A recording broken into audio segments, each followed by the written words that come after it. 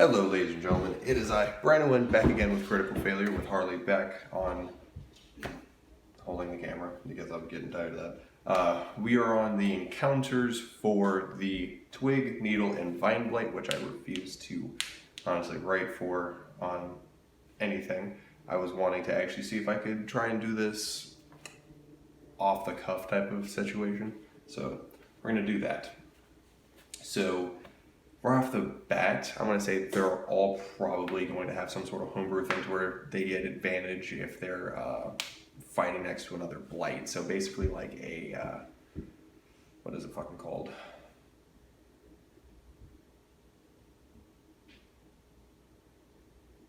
I just have the word in my head and I completely forgot. Basically, to explain it because I can't come up with the word, when there's another creature engaged within 5 feet of it that's an ally of the blight, it will have advantage on the next attack.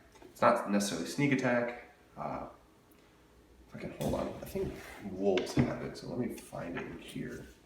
I forgot what the fuck it's called for some fucking reason, because I'm a fucking idiot. Let me see if I can magically find a wolf, or you know, something that I know has it.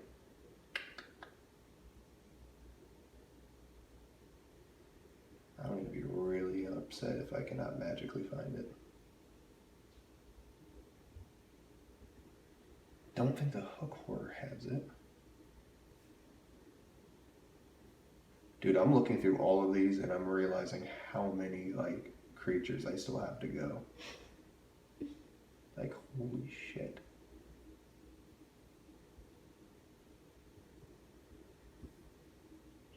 Guardians, Skeletons, blah blah blah. It may not be in this book. I know I've fucking had it for like a lot of creatures I've like discussed, but I can't fucking remember it. So I'm just gonna say, leave it at the description I just gave you. But the blights also probably one thing that you can do is say that they get if there's a fallen blight nearby, say about 10 feet. And they use an action to go up to it, they can restore, what is their common hit dice? D8, D6? Well, the common hit dice is a D8 between the Vine Blight and the Needle Blight. So I would say a D8 fell for all of them.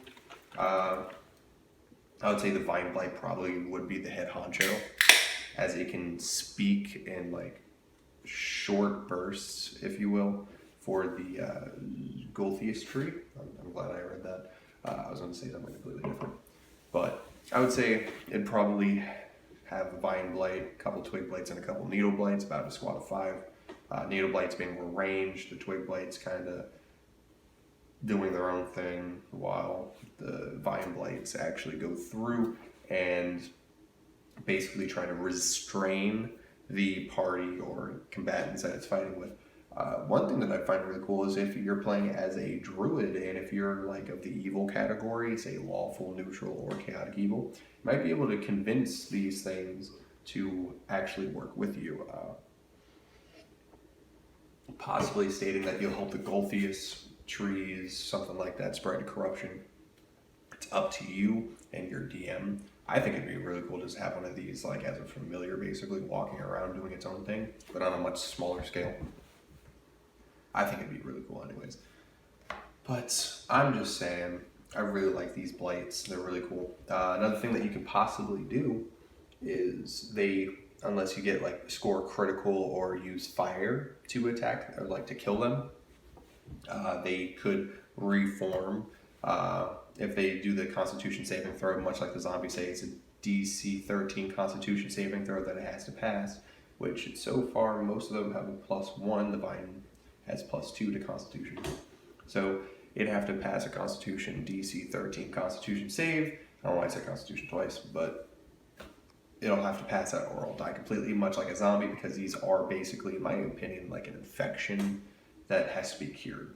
So you could do that. The Needle attack on the Needle Blight, I would say depending on how you do it, you could possibly say it could hit up to 2 targets, but you split up the damage. So it'd be a D4 instead, so it's a D4 to one and D4 to the other. Just make it even, so it's not a +1, it's just a D4 straight damage. There's no additional attacks for the Twig Blight. So I would say leave it there. I actually kind of like the Twig Blight being more like cannon fodder. The one that basically distracts the party and stuff to attack.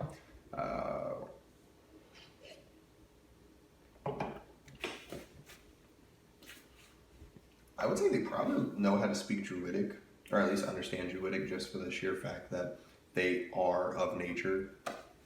And now I don't know the Druid class that well, so correct me if I'm wrong, but it just makes sense to me. I would say they're probably immune to poison, because it doesn't say any of them are immune to poison. Because I mean, like, they poison the land around them. It would make sense if they're immune to poison. But looking at these things, they look really fucking cool. And I would say, like I said about the Druid, if you can somehow get one of these things to fight with you, it'd be really cool. Now it's saying against that, if you're trying to get rid of the Needle Blights, I know one of them has it. It's a ability. No, it's not an ability. I swear that it said that if they. I'm going to read through it really quickly to see if it's on one of them, I swear to God. Yeah, the Needle Blights. It says verbatim, when Needle Blights detect a threat, they let loose a pollen that wind carries to other Needle Blights throughout the forest. Basically giving it a detection thing. So what I would say for the Needle Blight is it has an ability, probably called Conifer Sense or something like that, dealing with it. It lets, like, as an action at the start of the round, and it'll only do this once per combat encounter, or once per day. That'd probably sound better. Basically, it'll let loose this alert, and Needle Blights will converge on a position within a 1 mile radius. The reason why I say 1 mile is because they're not that hard to fight. You can, if you're at a decent level, take on these things like crazy and en masse and not really destroy you, mainly if you have like fireball and stuff like that. And they have really low health in the first place, so you have to roll really low just to really not kill one of these things at a kind of more mid-tier level. But I think that'd be really cool. And like, if you really want to make it bad, you could see or have like Twig Blights and Vine Blights understand that, hey, they're converging on one position. Let's go with them. So I thought that would be really cool, and I had to make sure that actually happened. So that is the Blights Encounter. Thank you guys for watching. Please leave a like and subscribe on this video.